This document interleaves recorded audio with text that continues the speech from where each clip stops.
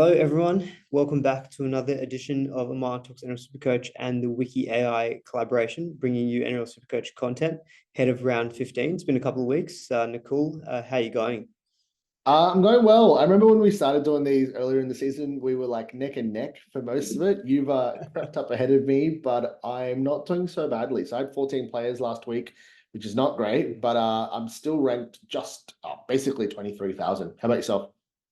Yeah, it's been a good few weeks. Last week was a bit of a small red. Didn't have a lot of those guys who went absolutely huge. But yeah, ranked just outside 5,000 now. So it's been a few good weeks in a row. I think just looking at this buy period as a collective. So I think a few weeks where you're short on players, but if you can make it up in other weeks, I'm hoping targeting if I can be like 3.5K by the end of round 20, with hopefully some trades up my sleeve. If I can make a late push for like top 2,000, 1,000, top 1,000 would be awesome. Nice. But yeah, we'll see how we go. Got to make Quick some smart question. trades. Yeah. Yeah, sorry, quick question on the trades, because I think like if people are obviously listening to this, I think I'm probably a lot closer to, like the average follower of these sort of pods around that 20,000 or yeah, somewhere around 15, 20, 25,000, right? So just I've got 20 trades and I think two boosts. How many do you have?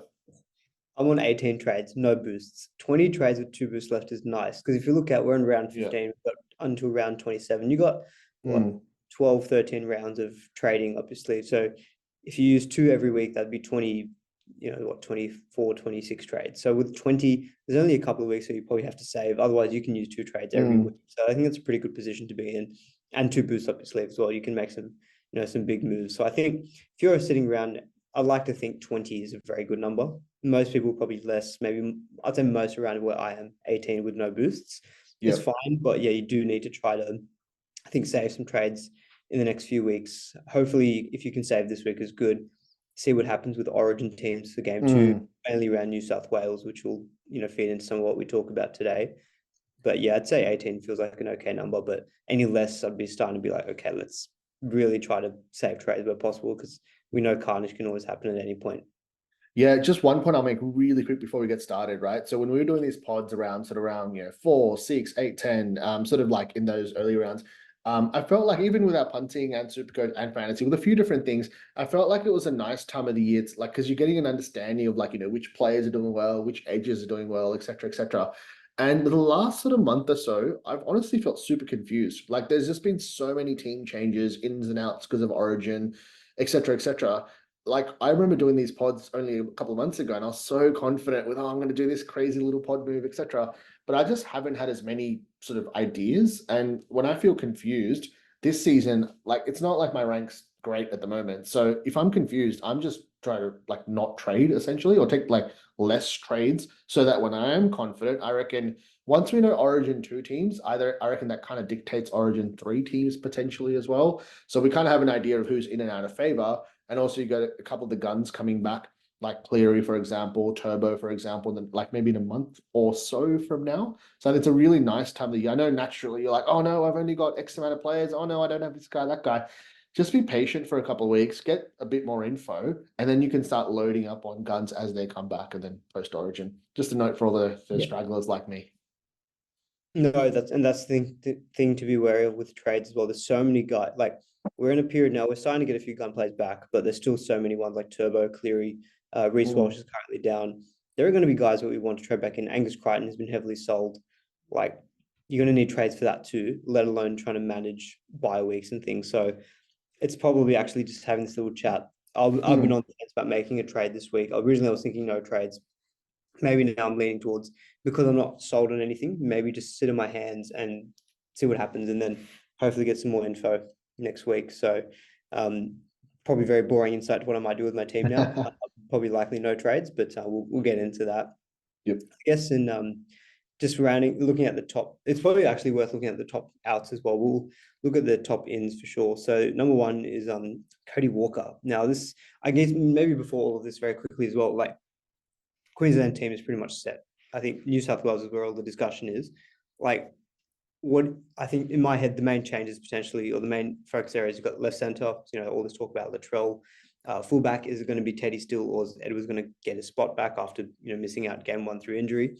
And then the halfback, Hines, Moses, do they do something different there? So I think And even some people even discussing 5'8", maybe even Cody Walker gets a shout because he Mm. is the most popular trade. And I think most people, myself included, probably don't think he would be in that team, but he played very well in game 3.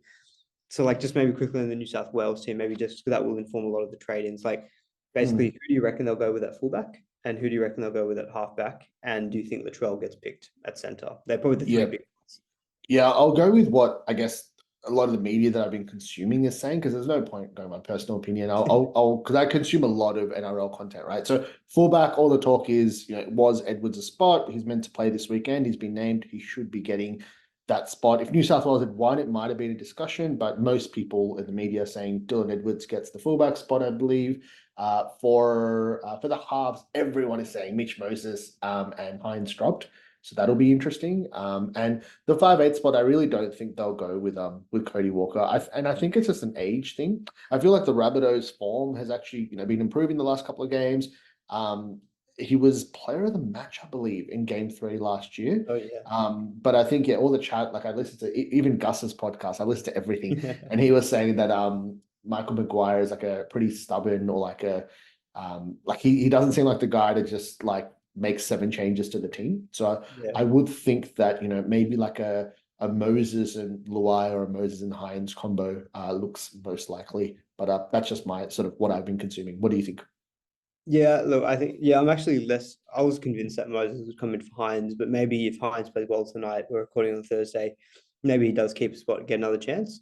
Yeah, I do think Edwards will stay at fullback, less centre position. I do think, like, surely Latrell, like the way that he's been playing, you need a bit of X factor, I think, and, he can deliver that. I mean, it remains to be seen because Madge Maguire obviously went with a very defensive minded oriented team. Latrell's that's not really his specialty, so maybe he goes with the Brabham Best, who was the incumbent from game 3. But I feel like there's enough noise, and Latrell's just putting his hand up, being like, "Come on, pick me, pick me." Ooh, I think New I'll South just say Wales. so. Yeah, sorry, you go. Yeah. No, no, just very quickly, sorry. There's also that article that came up before Origin around Jesse Ramian. And obviously, like nothing has really changed with him, but obviously they didn't pick him in game 1. So I think like obviously the media is all about Trell Mitt, right? And for the theatre, I want that as well. But I think like we as fans and people in the media and stuff, they don't always necessarily think about the coach and like what the most realistic option is. So I think like a sneaky option is right center for Swiley was right center. Yeah, he He was was right. playing right. Yep. So yeah, sneaky option is just Ramian in. Sharks are top 2 or top 3 at the moment, doing really well. Nothing's really changed with Ramian, and then potentially that's a sign that he might hold on to Hines as well. So I think even though we all kind of want like as fans and media potential Trell Mitt for the drama, Ramian's like that kind of boring, like not that steady option that no one's kind of Yeah. talking about. That's another It's potential. surprising, and I think probably the top 10 trades dictate this, right? So there's actually no Latrell in the top 10 trade-ins, which is very surprising. I actually noticed, I didn't ever really play with this. You can actually sort trade-ins and outs by the top ranked coaches as well. So you look at actually top 1%. So this is actually something a little bit different. So Teddy wasn't in the top 10 at all. He's the second most traded in by top 1% of coaches. So again, you're Nice. thinking, who is the ones up at the pointy end of the of the rankings, I guess. And I actually quite like looking at this. I looked at this, yes. I'm like, okay, so because if you look, I'll just quickly go back to all coaches. Cody's Yep. number 1 in both situations, but you got like Lehigh, Hopewadi, Jerome Hughes, Talakai. I think Talakai and Hopewadi, there's some risks. Talakai just with that Teague Wilton coming back, I feel like Talakai is going to go straight back to that bench role. It's not a long-term option I like. Hopewadi, look, he'll make some good money, but Turbo's supposed to be coming back round 18 is what's been flagged. So he doesn't have that much job security in him, and you'll have to trade him in and trade him out again. It's 2 trades, and we've just been speaking so much about trades. So you look at some of those 2 players in the top 4 or 5, compare that to top 1%, and they're going guns, getting Teddy in. And as we were saying, we think Edwards is probably going to get selected, so Teddy would be available for round 16. He's been awesome this season, averaging 90.7 if you exclude his 1 game where he scored 4. Then you got Garrick, who scored 93 versus Penrith, couldn't kick a goal. Mulatalo, who hasn't had a good run of scoring, but Trindle back on the left. So this is actually really interesting to see, like, who are people prioritizing in these upper rankings, and it's not the ones that we see in the all coaches section. So that's probably something worth looking at because Teddy doesn't feature. Latrell actually doesn't feature at all, and I think it's probably this thing about people probably just think he's going to get selected. But if I quickly flick to one of the top traded outs, pretty sure it's Scott Drinkwater. He's the 3rd most traded out, not by much, like 3,778. but he's versus Canberra away. That doesn't look like the best matchup. He's got 109 break even, so he could lose money. So I've also been thinking like, do I get off? I definitely want to sell Drinkwater by next week. But I'll just make that clear because long term, I don't think he's someone who I want to have because of the draw. Misses round 16 and round 19. In between that, it's Penrith and then Manly. Don't love those. And then you've also got the Bulldogs, who are just defensively awesome now in round 20. Sharks, like his next great matchup, I'd say, is 22 against the West Tigers. Outside of that, those Broncos, Raiders, Melbourne, and then Bulldogs again. Like, and there's a bye in round 25. So Drinkwater, I think I'll be letting go of him next week. One of my big thoughts was, do I make a move this week? I can't afford Teddy or Latrell in one straight trade. I can afford someone like a Nico Klukstad, who's got Melbourne this week. He's pretty fairly priced at 730k. But just because of this chat, I'm just kind of thinking, yeah, we don't actually know what Madge Maguire will do. And so if I made a move to CNK this week, but let's say Latrell's not playing for New South Wales and he's playing next week, he's goal kicking, plays around 19 as well. CNK only covers 16. I'll be probably thinking, oh God, you should have just waited and then made a play next week to get in like Latrell. Yeah. I think this is something I probably will suggest, is that with trades this week, it is a good week, especially if you're looking at these kind of players who can be affected by Origin, just to maybe, if you can, sit in your hands, and you'll get so much more information next week. And next week, you also get 3 trades because of the major bye week. So you don't even need to have a boost to be able to make 3 trades next week. So that's something I just wanted to point out. But also just talking my mind, because this is what I've been thinking in the last couple of days with my own team. So, yeah, I don't know if you've got any other thoughts to spin off from that, but I thought it was really interesting seeing the differences between the trade-ins for like all coaches and then, top 1%. That's awesome. Yeah, I don't know if that's a new feature or like at least one I haven't feel noticed like before. I've not seen that before. Maybe we're groundbreaking things here in this podcast, but I'll keep it up. Yeah, it's pretty interesting when you see the difference. One really good point you made was around Lehigh Hopewade. So can you just quickly show me what his average is? I know he's only played a couple of games. He's averaging about what he 6 scored. Yeah, cool. So he's definitely played well, and like even like he passes the eye test. He's been all right, like in real life as well. But the thing is, what is it now? Around 15, 16, 17. So he potentially only has a couple more games before Turbo does come back. And there's always the chance that like a Cooler or a Garrick steps in at fullback if he, for whatever reason, if Manly don't want to play him at any point, right? So like, is it really the time of the season to be trading in a 204k fullback? Like we've already run this race with 3 or 4, like Forlongo and Armstrong and a couple of others. I just don't think it's the time of the season to be doing this. Potentially, you might be thinking, look, mate, I just need some money. I need some cash. This is my downgrade. This is going to help me upgrade X player to Y player. In that case, I kind of get it, but I'm assuming most people out there are struggling for trades, and I just don't see like because you're definitely going to have to. He's only a fullback, right? Yeah, like I just don't. Yeah. I hate I usually don't trade this guy in, but I think he might be one of these guys I might say that to. And it's not because he's not good. It's not because he's not going to go up in money, but it's 2 trades for this guy. And I don't think it's the time of the season to be doing that. I will say now, so Corey Oates has been ruled out this week. So Karapani comes back in for Broncos, and he's got a negative 69 break even, and he's available at center. If you're selling Armstrong, who is, I think, the second most traded out player, which, have I got that correct? Yeah. Yeah. He's actually the most traded out player. I switched back to all coaches. He's the most traded out player. And I think that's perfectly fine. He's at a good value now. Doesn't look like he's going to get back into this team based on this news. He's now moving to the Super League at the end of the year. Fletcher Sharp played well. So I think selling him, if you've got the duals to flip like an Iro or a Garrick down to fullback, if you're willing to go to a 204k guy, at least with Karapani, he'll make some money. But if he stays in your team as enough that you don't eventually trade out, at least it's in center where you've got 7 spots. You can afford to carry enough. Fullback, though, if you're pretty much going to be forced to sell Hopewadi because you don't really want dead weight sitting in that fullback spot where you've only got 2 spots. Pappy will come back next week. Turbo will be back eventually. Walsh should be an option. Like Teddy, Latrell, like there's heaps of guys that we want in that spot. So definitely, I think if you're looking at a downgrade this week to a bottom dollar guy, then, I mean, even I'm thinking about this maybe myself. Armstrong to it, maybe a Karapani, you get some money. Broncos don't actually play round 16. That's probably the only thing.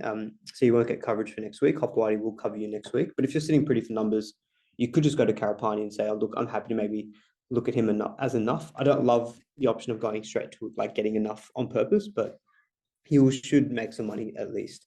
So I'd probably say advise to go him if you're looking to downgrade and instead of Hopewadi. Man, I gotta say, you're not selling this strong enough. That is an excellent shout. So while you were talking, I brought up, so we've started doing like a left edge v right edge article. So yeah, Google Wiki Linktree, all our content's free over there. But Oates is out, who's the left winger for the Broncos with Karapani. I think he should be pretty much a direct replacement. You saw the way that Cobbo's been playing. You saw him in Origin as well, tucking that ball out to the left winger. The opposing edge is Cheekham, Kenner, and Jacob Gagai. So like Uh-oh.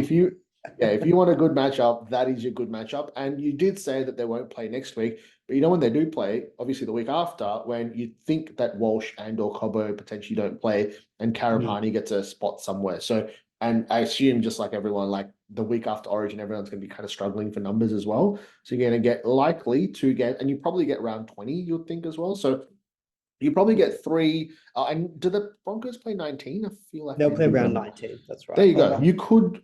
Should we double check this? I'm pretty confident they do. But anyways, like you get say roughly 3 to 4 games out of him, obvious cash rises, and he's in a very attractive back line.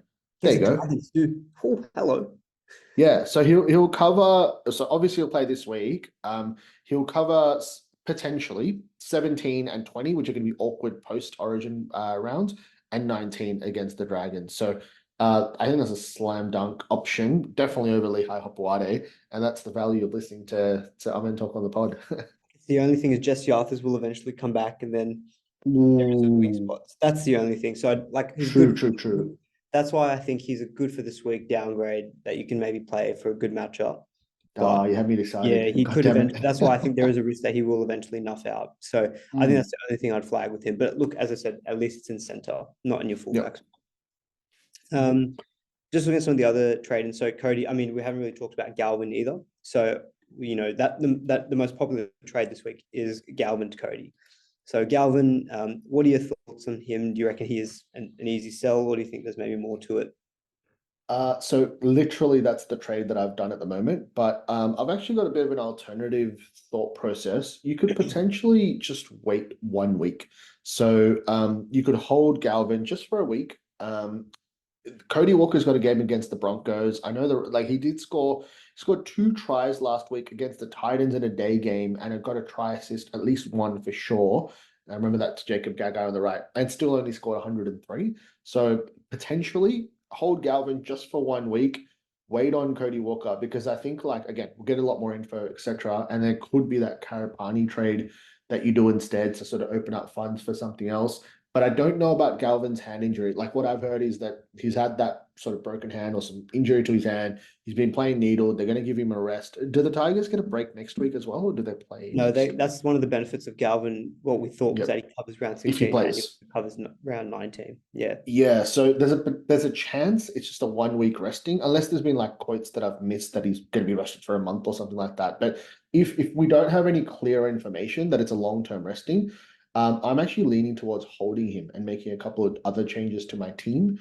Um, but I don't think you can go wrong with that Galvin to Walker trade. I'm just sort of putting an alternative idea out there. How about yourself? Yeah, I don't think you can go wrong with it. Like I actually brought in Cody last week. So that was one of my moves last week. Nice. I sold Nico. I wanted to feed it so badly last week. I sold Nico to Cody because I couldn't afford Jerome Hughes. Yeah. And then I upgraded Sean Lane, who actually did well last week to Fafita. Yeah, Galvin, I think is supposed to just be 1 week getting a rest. I would think he's back in that team next week because Jaden Sullivan also got injured last week. Aiden Caesar has come back, but I feel like they've had to put Appy at halfback. I'm kind of thinking True. surely they want to try to get Appy back to dummy half and get Galvin back in next week to partner Caesar because I think that's actually when the Tigers were looking pretty good. It was when the pair of them were in the halves. So yeah, I think Galvin will be back next week and he'll be a crucial number for 16. More importantly, from 19, round 19 is looking at very tough Mm, to cover. And I think Galvin will be, he's been solid up until now. Cody's had 2 good weeks. Broncos haven't been the best defensively, so I think he's still in for a good matchup. He does have a negative break even, that's the biggest thing. Got a -5 break even, so just having a quick look at him here. If he's got his projected score of 69, he'll go up 60K. So instead of for 597, you'll be getting him for, maybe 650, 660 next week. That's the mm, only downside is that if you hold on that move, you might have to, and if let's say Galvin's out next week and Cody's available, you might be having to pay a little bit extra. I yep. guess it's just, is that information worth it to you to get that absolute guarantee? And it's Mm, mainly in round 16. It's not like it's a crazy good matchup. He does miss round 17. Oh, look, I've liked what I've seen from Cody and the Rabbitohs in general, so I can't knock the trade if you're short for numbers this week and you want to, like, objectively for the rest of the year, I would prefer Cody Walker to Galvin. So I think if you're saying, look, I'm viewing Cody Walker as someone I can hold my 5'8" long term, I can't knock that particular trade. So look, I brought in Cody last week, so it'd be very hypocritical of me to say he's not a good trade in, because my reasons were the round 16, round 19 cover, and after round 17, I don't believe he has another buy for the rest of the year. So at least I know like he's just available. And it's not like the Rabbitohs can rest players, surely.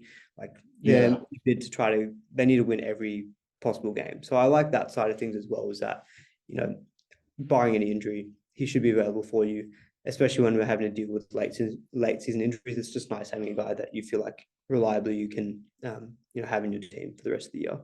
Yep, and just one quick point on Cody Walker. So I did just say you could wait on, like hold on and not trade him in. But objectively, as a player to bring in himself, I think it's a great trade in. Just because the Rabbitohs, I put on our Discord, I put a few bucks on just for a bit of fun on the Rabbitohs at 501 to 1 to win the premiership about 3 weeks ago.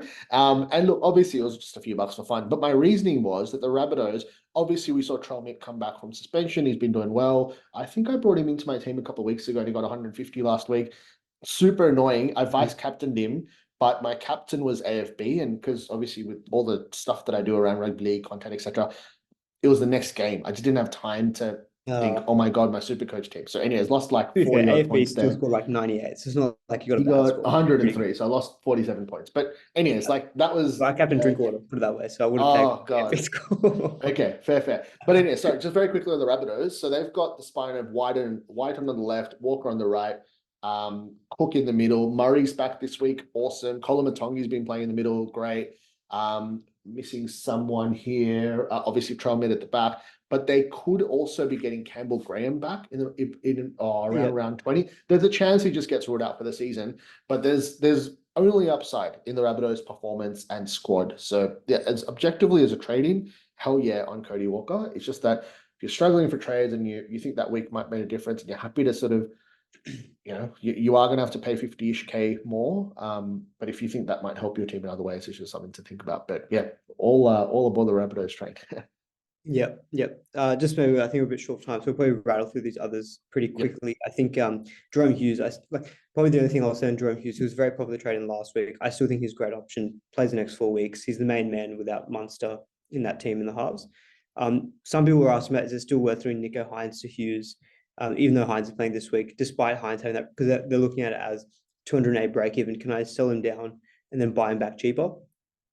I don't know what you think, but personally, if I still had Nico Hines playing against the Dolphins at home today, there is no way I'd be selling Hines at all. Like, look at him as like he's been mass sold. You have an advantage to VC him when probably a lot of people don't have him at all anymore. If he goes 120, 130, lock in the points, and a lot of people might be struggling. So for sure, Hines, I know the cash grab is tempting but like you only lose the money if you sell him, and trades are tight. You definitely going to want Hines back as well. So yeah, I wouldn't be encouraging that move. If you've got an alternate way, like Galvin to Hughes, for example, I think that's a really good move. I know some people have ideals of going Drinkwater to Hughes as well. I also don't hate that, because that's different to the whole Teddy Latrell argument. Jerome Hughes is completely unaffected by state of origin. So you've definitely got him next week. So, and I think he's got a relatively low break even. Yeah, it's only 30. You'd think you'd be beating that. So, the Drinkwater to Hughes move, I don't hate that either this week. Do you have any thoughts on Wishart, his halves counterpart, 501K negative break even? Saw this coming. Oh man. I think at 5/8 potentially. So I won't go into detail because we're already running over. Just one thing I'll say with Wishart, I think I said this like 3 or 4 weeks ago. He's a goer. Like if he scored 2 tries last week, he just he'll always run, and it actually might be stunting the attack of the guys around him. But it's such an awkward time and price to now trade him in at. If he's what is he? Cody Walker's 597, Wishart is 501. I think it's one of those where just get Cody Walker instead. Like lock yourself in for the season. You got to remember Pappenhausen's back in a week or two. Obviously that doesn't directly impact him, but then Munster's not going to be that far away. Sometime in the next 3 or 4 weeks, I believe, about a month or so away. But anyways, about 20, yeah, so about 5 rounds away, whatever. But regardless, just can't see a convincing argument for him. If he solves other problems for your team that we don't know about, then fair enough. But I wouldn't be desperately trying to bring him in.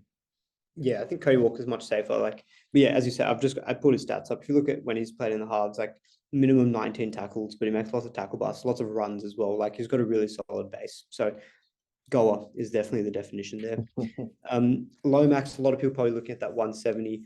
He probably is a season keeper, although I'll put a plug out for my Tuesday live stream because I went into him in a lot of detail because people are looking at him this week. And just the one thing is that he's had an awesome season. He's playing awesome as well. I think this Origin game has given him so much confidence, but he's had a lot, his season average is really good, but he's had a lot of good opposition in that time. Dragons for the next half of the season do run into a tougher run. And so far in his games against tougher opposition, he's been getting more like 45 to 65s, not the 80s, 90s that you're probably expecting. That's the only thing I'll flag. Manly this week's fine. Dolphins after round 16 is good. Then it does get tough. So I'll just look into his draw for the rest of the year, and before you go by Lomax. He's probably going to be like his season average is 83. My prediction is going to be more like a 70 to 74 average for the rest of the year. So you're probably not paying value. So that's the only thing I'll say about Lomax. But obviously, people looking at him after that 170 points, can't knock it. Yeah. AFB as well, very quickly. Like he is absolutely the best front row forward. I brought this up on my live stream as well. Look at the best averaging front row forwards. You got Fnil Blake. He's the only one averaging over 70. Next is Payne Haas, but he's Origin affected. Then there's a massive drop off to Tarpany 63. Terrell May 60. Like there are 6 front row forwards averaging over 60. That's how crap this position is. So AFB for sure, he's the only one who's got the consistent attacking stats. Like, yes, if you can get AFB for sure, he's a great. People looking at maybe selling Curran. I don't love selling Curran because I think he'll be back after he'll be available around 16. But I think for sure, if you've got like an alternate way of getting to AFB, I think he is the best front row forward. Matt Finney, look, he's got a negative 36 break even, so people are probably looking at him as a downgrade. Probably looks like he's got that spot over Ravalawa. But as I said, look, Dragons aren't going to put on 56 every week. Tigers are terrible. So I just worry about him as someone who you're going to trade in. And centre is such a hot position. Like I talk about front row forward having only 6 people over 60 average. I'm sure if we did that for centres, it's a different story. Going to have to scroll quite a bit. We've got about... Jeez, wow. There are 33 players who average over 60 in the centres so far this year. There are a couple of players who've only played the one game, but even if you take this out, there's probably close to 30 centres averaging over 60, heaps over 70. My main thing is that I just don't want to be wasting slots in that centre spot. Yeah. I just want to be making sure I get the best guys because that's such a high upside position. Fine is someone who I don't think meets that criteria. So I get the appeal of a downgrade, but I'd probably just take Karapani and bank yourself another 100K at the very least. Yeah, I'll just say one thing real quick on that. Obviously, look, they're playing Tigers, and as you said, they put on 56 points. The other thing is all the Dragons attack predominantly goes through the right, Ben Hunt's side. He's the left side winger. So yes, of course, there's going to be the odd game where they play like a team in horrible form, but it just makes no sense to trade in a left side winger from the Dragons halfway through the season, priced at 316K. Just don't do it. Yeah. Yeah, he scored 3 tries in the last 2 games as well. Like, doesn't really have much base. Like, we've got 11 plus 23, or 33 in base power, which it's okay, but it's not the same as like Lomax is 35 in base alone, let alone tackle bus, offloading and whatnot. So I get that they're very different tiers of player, but yeah, don't love that. Fafita, I think perfectly fine to still trade in this week. Should be available for 16. Best second row forward in the game. And then Joey Taps, as we saw before with front row, while Payne Haas is still Origin impacted, he's probably next best behind AFB. So again, don't mind him at a little bit cheaper, but if he was looking to spend big in front row, I'd personally try to just go to AFB. I think he's probably the one I'd be prioritizing. If you've got any other thoughts on him, let me know. I'll quickly bring up those. Let's get into captaincy. Yep. Yeah. Keen. This is actually interesting because I usually look at this before we do our pod. This time I haven't, so I'm actually really keen to see the captaincy numbers. So this is nice spread. So this is for all coaches. I reckon it'll be much more concentrated if we went to some of the higher brackets. So pretty even. You got D. Edwards, Fafita, Drinkwater, surprising. I don't think I'd be looking at Drinkwater. Hines makes perfect sense. Teddy, Latrell. I've got it on Garrick, as you can see here. I like that surprisingly not as high as I thought. Against the Dragons at home at Brookvale, I do like that. I like Roosters right side players. Do you have any stats around Parramatta and their left edge defense? All I'm thinking of is last week, Stephen Crichton and Blake Wilson absolutely tearing it, and Connor Tracy just tearing it up last week. Yeah, you can put the stats out the window. You just look at the players there. So I think last week it was RC on the left center, and I think it was Simonson or something. Am I getting that wrong? Whatever. But yeah, they leak points to their left, and they've Yeah. got Sivo back, who's not defensively a He's not good even, pick. he's not known as a defensive stalwart, put it that way. Yeah, and I've forgotten who they've got left center. I'm just quickly double checking. Sean Russell and Micah Sivo on the left edge with Kelman Tuolangi and obviously Dylan Brown. So it's just like, again, like new players, new combinations. Joey Manu will just go flick, flick, flick. Dom Young will score a hat trick. Pencil it in. See, I reckon they're probably a good pod shouts. Manu at 7.8%. So I've changed this to top 5% of coaches now, so it's a bit more Nice. filtered. Manu is only 7.8. Dom Young feels like one. I just don't feel like I can ever captain him just because, you know, he can go 30, but at the same time, he can go 160. So like, he's your rank chaser one, I reckon, if you're looking to like just make a big move. He's 5.8%. I like Teddy as well at 7.1 as well. I think fullbacks against Parramatta historically, not just this year, but last few seasons generally have a pretty good record against them. Fafita is the most at 27%, 26.9 to be accurate. Look, Tigers have been, well, based on what we saw last week, just terrible edge defense. The only counter I'll say, I've got the VC on him. I definitely think you should be putting at least a VC on him if you can, or a captain. The only thing is that Jaden Campbell at 5'8" didn't really do the best for Fafita last week. He really struggled his way to that 81. It required him to just score a try off his own back, basically. But he really struggled for open play threat. So I do think that there's maybe a chance that, which is why I'm happy to go VC, because I think if I captain him, look, he's solid enough for like an 80, but will he get those 130, 140 that I'm hoping for? Garrick, I know, has delivered that already this season. That's personally why I'm looking at the Fafita Garrick. I've toyed a little bit with Manu, but I'm thinking if I'm going to go captaining a center, at least Garrick's goal kicking, Manu's not. So just that more security. Like Manu went 50 at fullback. Well, last time he played, Garrick 93 versus Penrith when he really Garrick's base is actually so underrated. It's so good. So I feel very comfortable with Garrick. That's probably enough of my thoughts. What do you reckon about captaincy this week? Where are you thinking your head's at?